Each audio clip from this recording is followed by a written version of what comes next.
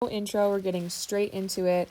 Boho Basement Moto Jacket Sewing Tutorial. Yes, I'm so excited. So there's two different downloads. There's an AO and an A4. They're the same thing, but they just print out in two different ways. I printed out the AO version. You have to usually send that to a print shop like FedEx or something like that, and they print it out on the big roll. But if you have an at-home printer, you can print out the A4 pattern. You'll just have to tape it together. So same thing. Some of you might already know this, but if you're as ignorant as I was, I did not know what a tracing wheel was. And that will be your lifesaver when you're tracing out this pattern. No, I'm not freehanding this. I use a little blue tool and kind of wheel over the size that I'm trying to cut out. And that kind of creates like a little indented, perforated line that I'm tracing over with Sharpie and then cutting out with an X-Acto knife. I'll link all of the materials that I use in an email that you'll get after you purchase the download, but sometimes I go in with a marker and kind of create some extra lines just so I can easily match up the front and the back when we get sewing. After we get our pattern set, it's time to cut the facing. The facing is just the outer shell, the outer layer of our jacket. And if you want to see more on how I design these, you can go to my Instagram. I post quite a bit on how I do that there. Or I can just do a full tutorial. Let me know in the comments. But we're going to keep this tutorial strictly to garment construction. So we're going to assemble our front panel first. We have a front upper that we're going to flip over to our front main piece. Hit that with a straight stitch. I'm using 1/2 inch seam allowance here. And then there's a front lower, which is this curve piece that you see. I was trying to knock out a custom while filming this, but I wanted to make a Phillies jacket because I feel like the colors are, I don't know, bold, different. So it's easier for you guys to visualize while I'm walking you through how I sew this. So I'm just sewing from the main side to the bottom front. And I'm going really, really slow around these curves, just kind of manipulating the denim around the curve, making sure there's no bumps or, gathers. So first side down, we're going to work on the other side. I like to get both of them stitched out before I press out, top stitch, and then add various patches. Sometimes I also don't know what I'm going to patch on until I get the main layer kind of laid out. So I'm pressing both of my seams towards the outside. You can go into either direction or even press them open. I like to press them to the outside. I just think it looks nice when we go in with a top stitch. So press that out for probably like 10 minutes each piece. It takes quite a while to get the curve to lay flat. Let me just mention too, there's no right way to do everything. There's just your way. This is just my way. And you can feel free to get creative and edit each part however you'd like. So I'm just running a top stitch along my upper front and my lower front. Dang, a little moment for those pinstripes. They're so straight, girl. Who did that? After we get the front secured, we're going to work on the back. So kind of similar, we have 2 uppers, 2 lowers, and then the main. So we're going to start with the back upper. This is the shoulder, and we're running a 1/2 inch seam allowance, straight stitch. Get that all good to go. I don't know if you noticed, but I cut the back, instead of in 2 pieces, I cut it in 1 piece. I just cut on fold. So it just depends if you want it to look more patchy, or if you have a piece of fabric big enough, you can always cut on fold. I like to start sewing the bottom back and the front back from the bottom of the piece, just because I think the fabric's easier to match up. Sometimes with upcycling, when you mix materials, they don't like to sew together well. Most machines have teeth underneath the presser foot and needle, so sometimes it'll pull underneath and like gather faster. So I don't know, I just like to sew from the bottom. But after we get that secured, we're going to work on the sleeve, which is probably the most difficult of the whole project, but it If we just go super slow, bit by bit, you should be good to go. I'm matching the notches on the lower and the upper sleeve patches.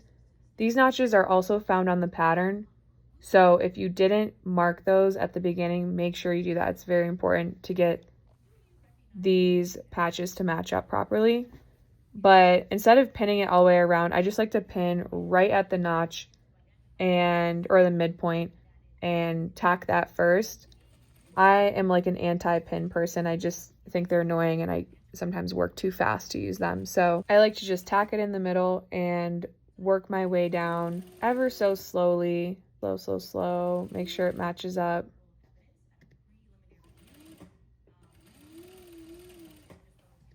After I sew the first side, I like to flip the project kind of like to the other side and sew from the other side. I don't know. That's just personal preference. I think it sews better, but you can just go all the way around if you're feeling confident. I usually like to sew it in parts, but totally up to you. We got a little stuck here. My needle was jamming up, but we're hitting it with a back stitch and then working our way towards the upper patch of the sleeve. And yeah, we're just going to start with a tack here as well and work our way around. Not sure if you guys have noticed by now, but I like to use a lot of the denim details and the side seams from jeans as my midpoints for cutting out a lot of my patches. One, because I think it looks cool. Two, you get to maximize most of your fabric. And then the third is just, it's way easier to sew. If you don't have a pin or you lose a pin, you can kind of visually see where you should be, or like if you're trying to hit the middle of the patch, like where you're gonna hit it. So I just think it makes sewing a lot easier and it just looks cool. I'm just going around and serging what I just stitched. You do not have to do this. I like to do it because I think when we go over and press it, it lays flatter. And I don't know, everything just lays nicer. So if you have a serger, that's a really great perk, but you definitely don't need it. Side note, I'm in Montana right now and I like literally can't breathe, so I'm like heavy breathing into the microphone. Sorry. But we're gonna press these out. I like to press my seams towards the patch. I don't know what I'm doing here. I must have started by pressing them out, but I like to press them inward towards the patch. So after we get that done, we're gonna work on cutting out our liner.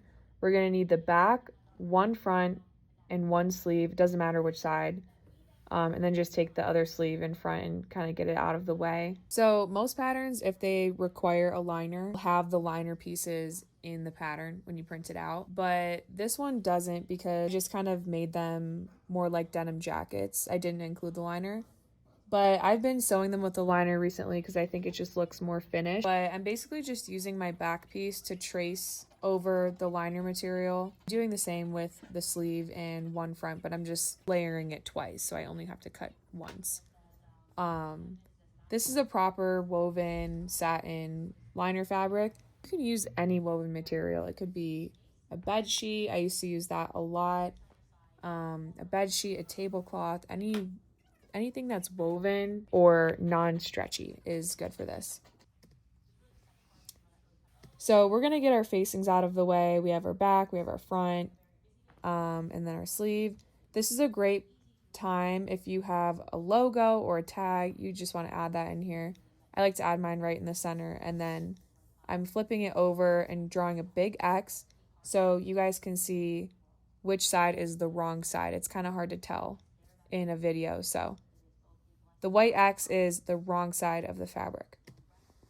I'm laying both of my front liner pieces on top of my back, right sides touching, and then we're gonna sew our tag, our shoulders, and then our side seams. I sew everything here with 1/2 inch seam allowance as well. It might look a little funny because when the pieces are laying flat, they don't match up perfectly, and that's because this pattern is more of like a femme cut, so it'll be a little bit more rounded in the front, in the shoulder, which is why it looks like that.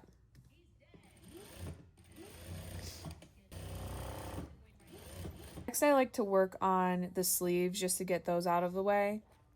Sewing the liner onto the sleeve is a bit tricky, so I like to do that first before I start assembling. And I'm marking the wrong side of the fabric and also notching the back side of the armhole so you guys can see that. So we're going to place these wrong sides together first.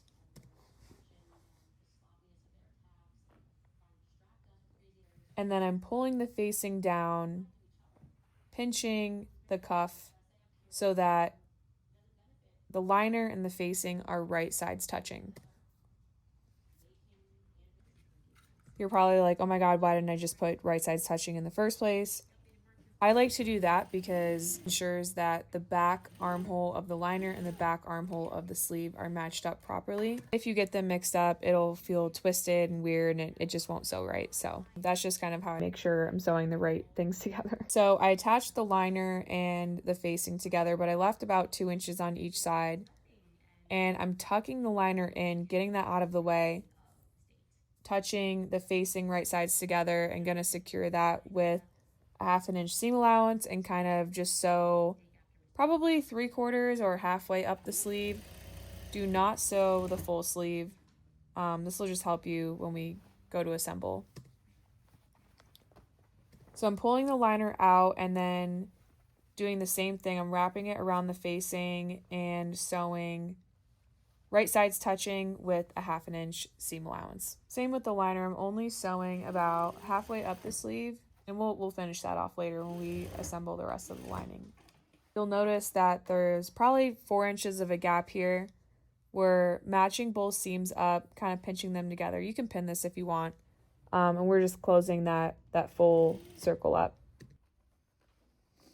You can probably close the facing and the liner separately and then top stitch all the way around, but I don't like to do that. It never matches up for me, so this is what works best. So I'm just pulling the liner down and then we're going to run a top stitch along the cuff. There's a bunch of different ways to do a cuff, but I'm just doing a finished cuff on this one. So I'm wiggling the liner through. So I'm sewing on the liner through the seam allowance underneath. It's just a nice finishing that you'll be able to notice at the end. This is much easier on an at-home machine because it has that little tube that you can just slide things into, but if you just kind of wiggle it around, you should be able to get it.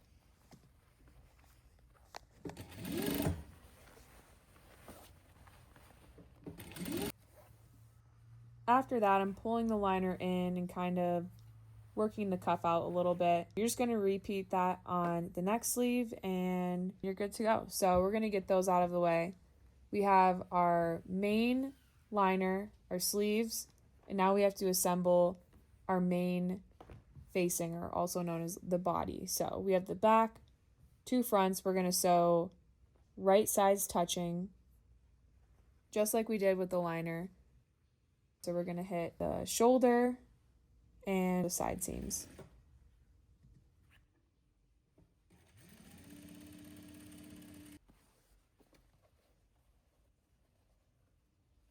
Before you hit the side seams, just make sure you start about 2 inches below the pit. You want to leave that opening just like you left on the sleeve. We're going to do 1/2 inch seam allowance, and if my math is correct, the pinstripes on the side should match up perfectly, but time will tell. Boom. Oh my God, so good. Okay, so I'm just gonna press that out. Just makes things easier when we go to assemble. Yeah, press out every seam if you can. It's just, it'll turn out way better. We're gonna get the shoulders too and run a top stitch before we work on the collar. I guess I forgot to record cutting this out, but it's just 2 pieces and you're sewing them right sides touching around the 2 sides and the top. You're going to leave the bottom open. You're clipping the corners and poking the point out with your finger. Be careful here, you don't cut too close, but you cut close enough that you can get a sharp point.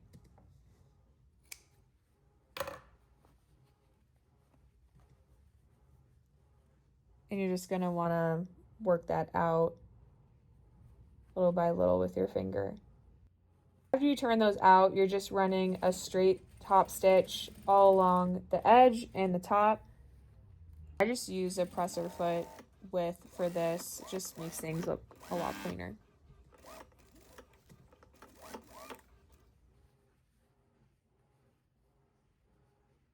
Before I stitch the bottom, I just do a little check just to make sure I like the way everything's looking. And then I'm just going to run a straight stitch, raw edge, unfinished, right across the bottom. That'll be hidden, so you can just... We're just laying our jacket down and then matching up the center back to the center of the collar. I just kind of finger walk it over to the edge.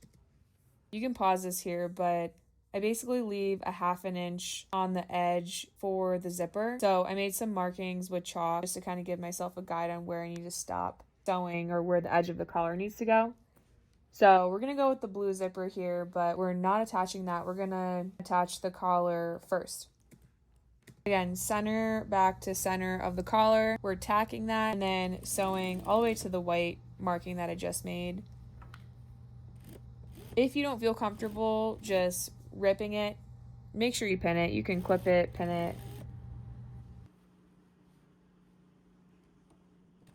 As long as it is perfectly a 1/2 inch from where the zipper is going to go, you're good to go. Next, we're working on attaching the sleeves. Working on the armhole. So I make a marking at the shoulder and then I kind of pinch the sleeve in half and make a marking in the middle of the sleeve. We're just going to match those chalk marks up. So I'm flipping it over, right side's touching, tacking that in place. If you're trying to be an expert upcycler, tacking is your new best friend. It just makes sure all the patches, all the pattern pieces match up in the best way, at least from my experience. So right now we're sewing the top arch of the armhole. We have the armhole, the side seam, and then the sleeve opening. We're closing the side seam.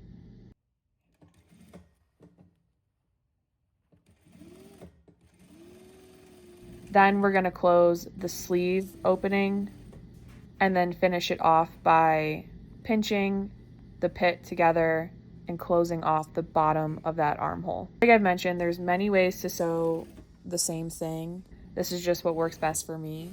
So if you find a better way, feel free. I like to give the pit a couple back stitches and serge around the armhole again, just to keep everything inside and laying flat. I'm just pulling the sleeve out here and wiggling the cuffs flat so I can see what we're working with. If you sewed it properly, the patches on the shoulder and the top of the sleeve should match up perfectly. Boom. Oh my God, so cute. I'm also just realizing I didn't add a clip of attaching the zipper. It's pretty straightforward, but I'll have to backtrack and do a zipper tutorial. But we're going to work on attaching the main liner. So we're flipping our jacket down, finding our midpoint of the collar, matching it up to the back middle of the liner, and kind of flipping it right sides touching. So the collar is sandwiched in between the facing and the liner.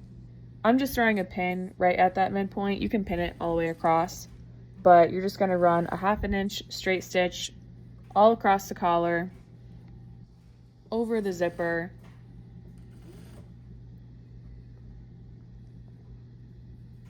you're going to sew over the zipper very slowly, probably back stitch a couple times just to make sure it's in there.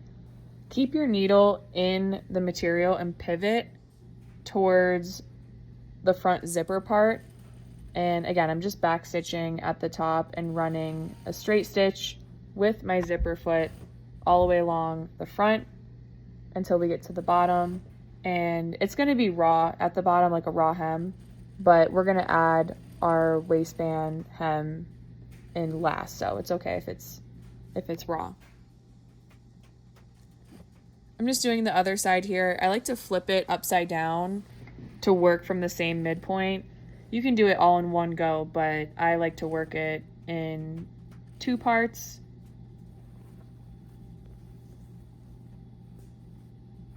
I'm flipping it inside out and just checking where the collar and the zipper meet before I work on attaching the sleeves. Hands down, the most difficult part, we're just grabbing the sleeve, and I'm gonna make a chalk mark on the wrong side of the sleeve liner, just as a guide to match up at the shoulder seam. So we need these right sides touching. I like to just match it up and then kind of flip it in ever so carefully and throw a pin in it. It's gonna feel very awkward, but as long as you have that part pinned, you can work your way down the left side of the armhole, the right side of the armhole, and then eventually tighten off the pit. I'm just finger walking down to the pit just to make sure everything is lining up properly. Right about now, I'm thinking what I've gotten myself into because it's really difficult to explain. But we're gonna close off the sleeve first, just like we did on the facing. So close that off before we find our midpoint where we made that chalk mark, our shoulder seam, and we're gonna tack that first. And like I said, work our way down the left, the right. I like to sometimes pin the pit first, just as a guide while I'm sewing the left and the right side of the armhole. So I'm just throwing a pin right at that seam. Again, it's going to be super awkward. It's not going to feel right, but just go for it. Flip it right side out and test it. It's going to take you probably a couple goes. At least it took me a couple goes when I first tried attaching a sleeve liner. Pinching the pit and closing that off. Hopefully I give you guys a different view when I sew the next side. I can tell this isn't very easy to see, so I'm gonna have to get a different angle. It was also midnight when I was finishing this off because I had to head to Montana the next morning at 5 a.m. So I'm like, oh my God, I have to finish this video. So we were entering crazy hour at this point, and I think I just was losing my mind a little bit. So we're flipping it right side out. Let's give it a little test. Punch our hand through.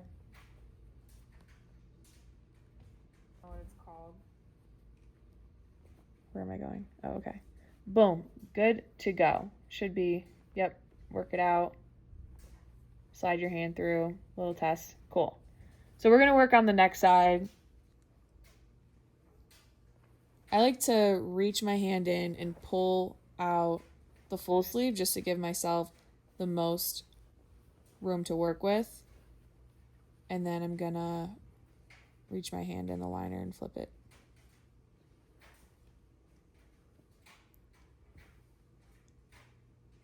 Same as the other side, I'm matching the sleeve together, making a chalk mark right at the top, and then I'll also make a mark right at the shoulder seam where we're going to match that up right there. So hopefully you guys can see that. Reach my hand in and pinch that shoulder seam together, the sleeve shut before we pin the pit and sew all the way around. Because we have the hem open right now, you should be able to get both sides seamlessly sewn. Sometimes there's different ways to sew sleeve liners, but this is just the easiest way. Before we put the hem on, I'm matching the middle back of the liner to the middle back of the facing, and I'm running a basting stitch connecting those two. This is also just a straight stitch, but a basting stitch is a really long stitch that you're not meant to see, just to hold pieces together while you sew something else. So straight stitch all the way along the bottom just to make sure when we attach the hem, nothing's gonna move around. Because I use a jean and a half, I guess I would say, for this jacket, I'm gonna make use of the waistband. It's the most underutilized component of jeans when people are upcycling. They like to use the denim, they forget about the waistband, and they just throw it out. So try to inspire the design and the style of my upcycles around the garments that I upcycle them from. So when we're finished, we have as least waste as possible. And it's also just super cute. So after you use an X-Acto and kind of cut those belt loops, it just come right apart. The only thing that we have to make use of next is the fly, the zipper, and those are great for fanny packs. So boom, done, fully mitigated.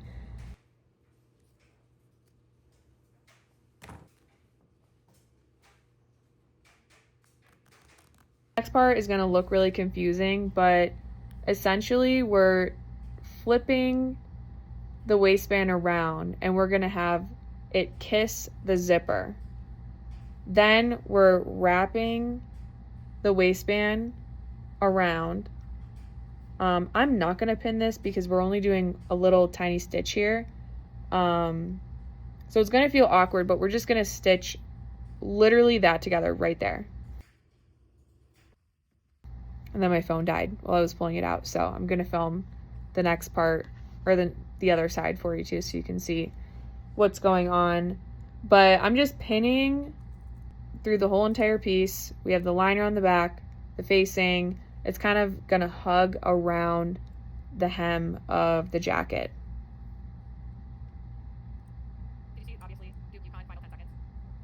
So cute.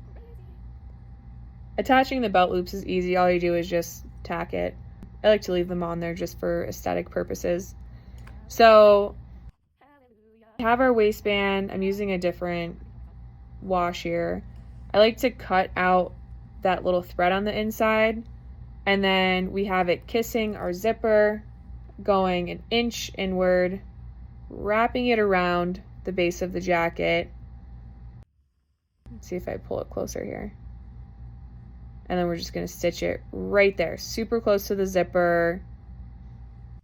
It's also known as stitching in the ditch. You're going to stitch in the ditch of your zipper. So I'm cutting the edges here on both sides.